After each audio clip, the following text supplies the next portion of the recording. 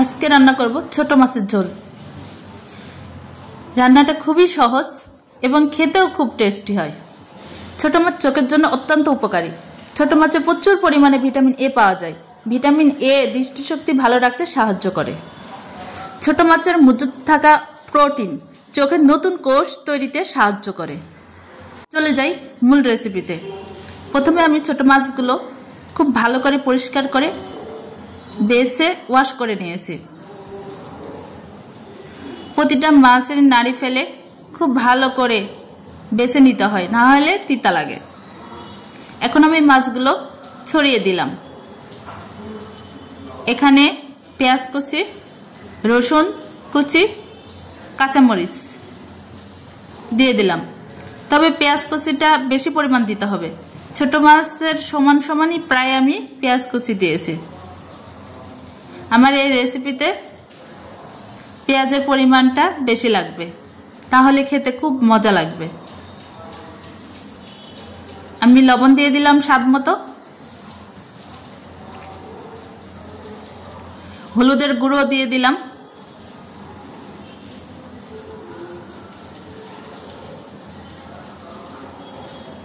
ধনিয়ার গুঁড়ো,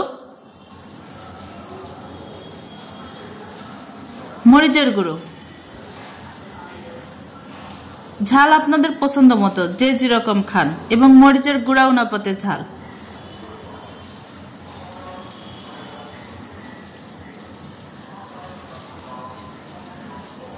এখানে আমি সয়াবিনের তেল ইউজ করলাম। আপনারা সরিষারও ইউজ করতে পারেন। এখন মাছগুলো ভালো করে মেখে নিচ্ছি। অনেকক্ষণ ধরে ভালো করে মেখে নিতে হবে। এখন আমি কড়াইয়ের চারদিকে ছড়িয়ে দিচ্ছি। আমি এখানে নর্মাল পানি ইউজ করলাম। পানি খুব কম পরিমাণ দিতে হবে, কারণ ছোট মাছ রান্না করতে সময় লাগে না। বেশি পরিমাণ পানি হলে টেস্ট হবে না এবং মাছগুলো ভেঙে যাওয়ার সম্ভাবনা থাকে। ঢাকনা দিয়ে ঢেকে দিচ্ছি প্রায় 10 মিনিটের জন্য।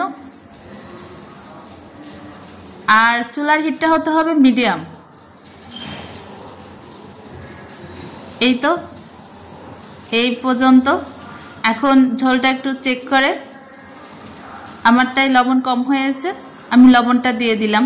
আপনারাও অ্যাডজাস্ট করে নেবেন। এখানে আমি জিরা ভাজার গুঁড়া অ্যাড করলাম। জিরা ভাজার গুঁড়া দিলে তরকারির স্মেলটা ভালো হবে, খেতেও খুব মজা লাগবে। আমার রান্না প্রায় কমপ্লিট। মাছে হালকা হালকা ঝোল আছে।